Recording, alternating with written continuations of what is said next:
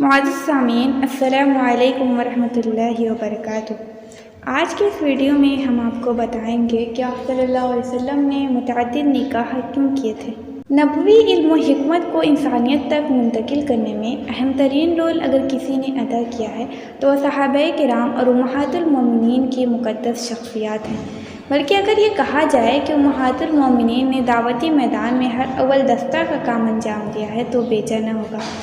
نبی صلی اللہ علیہ وسلم کو مصائب و آلام اور حوصلہ شکن مواقع پر سکون فراہم کرنے میں، نبی صلی اللہ علیہ وسلم کی نبوی میراث کو دوسروں تک پہنچانے میں، مختلف قبائل کی عداوتوں کو ختم کرنے میں اور ہر خوشی و غم کے موقع پر آپ صلی اللہ علیہ وسلم کا ساتھ دینے میں امہات المومنین نے جو کردار ادا کیا ہے، تاریخ نے اس کو حرف بحرف محفوظ رکھا ہے۔ لیکن کیسے ماتم کیا جائے ان بے عقلوں پر جنہوں نے انہی عفت معاب و پاکباز امہات المومنین کو طعن و تشنیع اور شبہات و اعتراضات کا نشانہ بنایا اور ان کے ساتھ آپ صلی اللہ علیہ وسلم کی حیات طیبہ کو بھی مجروح کرنے کی ناکام کوششیں کی۔ جب امہات المومنین کی سیرت کا بنظر غیر مطالعہ کیا جائے تو اس کے ذریعے یہ حقیقت واضح ہو جاتی ہے کہ آپ صلی اللہ علیہ وسلم نے ان میں سے جس کے ساتھ بھی نکاح کیا اس میں کچھ نہ کچھ حکمت پوشیدہ تھی۔ تعلیمی، تشریعی یعنی قانون سازی سے متعلق حکمت، سیاسی و اجتماعی حکمتوں میں سے کوئی نہ کوئی حکمت ان میں سے ہر ایک میں کار فرما تھی۔ سب سے پہلی حکمت تعلیمی حکمت تھی۔ تعلیمی حکمت ان تمام حکمتوں میں اہم ترین اور سب سے زیادہ پائیدار حکمت تھی، اس لیے کہ سیاسی یا معاشرتی حکمتیں تو اسباب ختم ہونے پر ختم ہو سکتی تھی، لیکن جہاں تک تعلیمی حکمت کا تعلق ہے تو وہ باقی رہنے والی ہے۔ اس حکمت کا تعلق ہمیشہ سرچشمہ علم سے رہے گا۔ اسلامی معاشرہ اس کی خوشبو سے معطر ہوتا رہے گا۔ اس زمانے میں بھی ہر خاتون اور دوشیزہ اس سے سیراب ہوتی رہی اور بعد میں بھی اس کے نقوش باقی رہے جن کی ہر زمانے میں پیروی کی جاتی رہی۔ عائشہ صدیقہ فرماتی ہیں کہ اللہ تعالیٰ انصار کی عورتوں پر رحم فرمائے، ان کی حیا ان کے لیے دین میں تفقہ پیدا کرنے میں رکاوٹ نہیں بنی۔ ان میں سے بہت سی خواتین حضرت عائشہ کے پاس آتی تھیں تاکہ آپ صلی اللہ علیہ وسلم سے باطینی مسائل کے بارے میں اور حیض و نفاس اور جنابت اور دیگر ایسے احکام کے بارے میں دریافت کریں جن کو بیان کرنے سے عموماً عورتیں حیا محسوس کریں، جیسے کہ معاشرت، ازدواجی تعلق، زیب و زینت کے آداب اور دیگر مسائل۔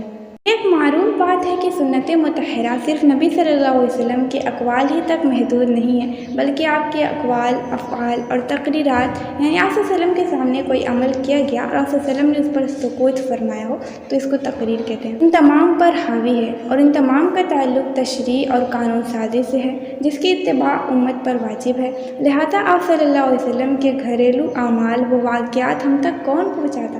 سوائے ان برگزیدہ خواتین کے جن کو اللہ تعالیٰ نے نوازا تو ان کو امہات المومنین یعنی تمام مومنوں کی مائیں اور رسول اللہ صلی اللہ علیہ وسلم کی ازواج بننے کا عظیم شرف حاصل ہوا۔ الغرض امہات المومنین رسول اللہ صلی اللہ علیہ وسلم کی موجودگی میں بھی اور آپ کے بعد بھی سب کی سب امت محمد مردوں اور خواتین کے لیے معلمات اور مفتیات تھیں۔ انہوں نے ایسی شرعی احکام، آداب، معاشرت اور نبوی حکمتیں نبی صلی اللہ علیہ وسلم سے سیکھ کر دوسروں تک پہنچائی جن کو سیکھنے کا اور کوئی ذریعہ نہیں تھا۔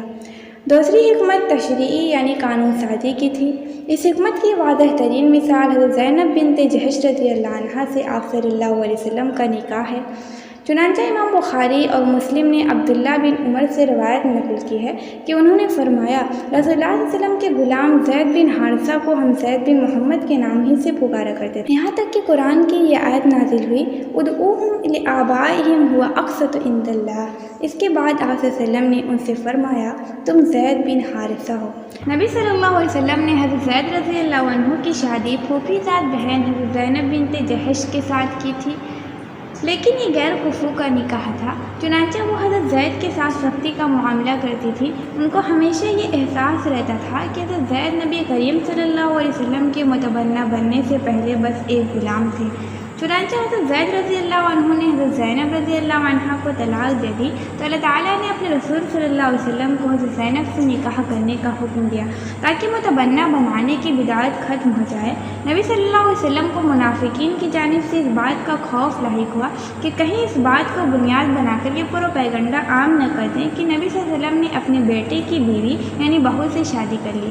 اس لیے آپ صلی اللہ علیہ وسلم نے اس کو نہایت مشکل کام سمجھا اور اس کو عملی شکل دینے میں پس و پیش سے کام لیا، یہاں تک کہ یہ آیت نازل ہوئی، وَتَخْشَى النَّاسَ وَاللَّهُ أَحَقُّ أَن تَخْشَاهُ فَلَمَّا قَضَىٰ زَيْدٌ مِّنْهَا وَطَرًا زَوَّجْنَاكَهَا لِكَيْ لَا يَكُونَ عَلَى الْمُؤْمِنِينَ حَرَجٌ فِي أَزْوَاجِ أَدْعِيَائِهِمْ إِذَا قَضَوْا مِنْهُنَّ وَطَرًا وَكَانَ أَمْرُ اللَّهِ مَفْعُولًا۔ اس بری اور خود ساختہ رسم کا توڑ اور اصل حقیقت حال کا انکشاف نہایت ضروری تھا، اس لیے نبی کریم صلی اللہ علیہ وسلم کے حضرت زینب بنت جحش سے نکاح کرنے میں یہی حکمت پوشی اجتماعی یعنی معاشرتی حکمت۔ تیسری حکمت اجتماعی و معاشرتی حکمت تھی۔ یہ حکمت دو امور میں واضح طور پر منکشف ہوتی ہوئی نظر آتی ہے۔ نمبر 1، نبی صلی اللہ علیہ وسلم نے مصاہرت یعنی سسرالی رشتوں کے ذریعے اپنے قریب ترین افراد سے تعلق کو مزید مستحکم کیا۔ چنانچہ آپ نے ابوبکر صدیق رضی اللہ عنہ کی صاحبزادی حضرت عائشہ رضی اللہ عنہا سے نکاح فرمایا۔ ان کے بارے میں آپ صلی اللہ علیہ وسلم نے فرمایا، مجھ پر جس کسی نے بھی کوئی احسان کیا تو میں نے اس کو اس کا بدلہ دے دیا، سوائے ابوبکر رضی اللہ عنہ کے، کیونکہ ان کا مجھ پر اتنا احسان ہے، اس کا بدلہ ان کو اللہ تعالیٰ روز قیامت ہی عطا فرمائے گا۔ دوسری چیز یہ ہے کہ امہات المومنین نے خواتین کی تربیت میں ان کے معیار کو بلند کرنے میں اور ان کو اپنے حقوق کا مطالبہ کرنے پر ابھارنے میں نہایت اہم رول ادا کیا۔ اس لیے اس پہلو کو دیکھتے ہوئے وہ بلا شبہ اسلامی معاشرہ میں اجتماعی و معاشرتی اصلاح کی بہترین قائدات و رہنما تھی۔ سیاسی حکمت۔ چوتھی حکمت سیاسی حکمت تھی، کیونکہ نبی صلی اللہ علیہ وسلم نے جس وقت اپنی دعوت کا اعلان فرمایا اسی وقت سے قریش کے لوگوں نے اس دین کی راہ میں رکاوٹوں کا ایک طویل سلسلہ شروع کر دیا۔ یہی طرز عمل قریش کے علاوہ دیگر قبائل نے بھی اختیار کیا۔ اس لیے جب آپ صلی اللہ علیہ وسلم نے قریش کے گھرانوں میں یا دیگر عرب قبائل میں شادی کی تو یہ آپ کے ساتھ ان کی دشمنی اور مخالفت کو ختم کرنے کا ایک اہم ذریعہ بن گیا۔ اس لیے کہ جب کوئی شخص کسی خاندان یا قبیلہ میں شادی کر لیتا ہے تو فطری طور پر دونوں کے مابین رشتہ داری اور قربت پیدا ہو جاتی ہے، جس کے بعد طبعی طور پر وہ لوگ بذات خود اس کی نصرت و حمایت کے لیے اٹھ کھڑے ہوتے ہیں۔ چنانچہ نبی صلی اللہ علیہ وسلم نے بنو مستلق کے سردار حارث کی صاحبزادی حضرت جویریہ رضی اللہ عنہا سے نکاح فرمایا۔ یہ اس جنگ میں قیدیوں کے ساتھ آئی تھی جو بنو مستلق اور مسلمانوں کے درمیان ہوئی تھی۔ صحابہ کرام کو جب یہ خبر پہنچی تو انہوں نے کہا کہ کیا رسول اللہ صلی اللہ علیہ وسلم کے رشتہ داروں کو قیدی بنایا جائے گا؟ اس کے بعد انہوں نے بنو مستلق کے تمام قیدیوں کو آزاد کر دیا اور ان کی پوری قوم اسلام میں داخل ہو گئی۔ اسی طرح آپ صلی اللہ علیہ وسلم نے سردار قریش اور مشرکین کے لشکر جرار کے قائد ابو سفیان کی بیٹی حضرت ام حبیبہ سے اسی حکمت و مقصد کے تحت شادی کی۔ چنانچہ یہ شادی نبی صلی اللہ علیہ وسلم اور صحابہ کے لیے ابو سفیان کی جانب سے اذیتوں کا سلسلہ کم کرنے کا سبب بنی۔ اسی لیے یہ نکاح ابو سفیان اور اس کی قوم اور خاندان کی تالیف قلب کا ایک اہم ذریعہ ثابت ہوا۔ اس طرح بنو قریظہ کے سردار خاتون صفیہ سے نکاح کرنے کا معاملہ ہے۔ مستشرقین ہمیشہ سے یہ الزام لگاتے چلے آ رہے ہیں کہ محمد صلی اللہ علیہ وسلم نعوذ باللہ شہوت پرست انسان تھے۔ آپ صلی اللہ علیہ وسلم نے صرف ایک ہی نہیں بلکہ 4 بیویوں پر بھی اکتفا نہیں کیا، جیسے کہ اپنے اصحاب کے لیے 4 بیویوں تک کی اجازت دی تھی، بلکہ بذات خود 10 یا اس سے زیادہ شادیاں کی۔ اس کے جواب میں پہلی بات یہ ہے کہ نبی صلی اللہ علیہ وسلم کوئی راہب یا دنیا سے الگ تھلگ رہنے والے انسان نہیں تھے۔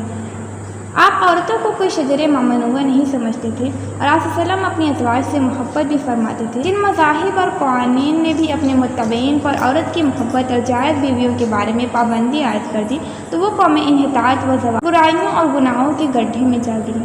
دوسری بات یہ کہ آپ صلی اللہ علیہ وسلم کی ازواج مطہرات نعوذ باللہ شہوت پرست نہیں تھی، جیسا کہ مستشرقین کا خیال ہے۔ حضرت سودا بنت زمعہ سے نکاح کرنے میں کون سی شہوانیت نظر آتی ہے؟ وہ آپ صلی اللہ علیہ وسلم سے شادی کرتے وقت بیوہ تھی اور اپنی عمر کی 6ٹھی دہائی یعنی 60 سال پوری کر رہی تھی۔ کیا اس شادی کو شہوانیت کا نام دیا جا سکتا ہے؟ یا یہ کہا جائے کہ یہ ایک ایسی مومنہ خاتون کی کفالت تھی جو اپنے شوہر کی وفات کے بعد اپنے مشرک گھر والوں کو چھوڑ کر ہجرت کر آئی تھی؟ سیرت نبوی کا مطالعہ کرنے والا خود یہ نتیجہ نکالنے پر مجبور ہوگا کہ آپ صلی اللہ علیہ وسلم کی اکثر ازواج اسی قبیل کی، یعنی ان سے نکاح کرنے میں کوئی نہ کوئی حکمت پوشیدہ تھی۔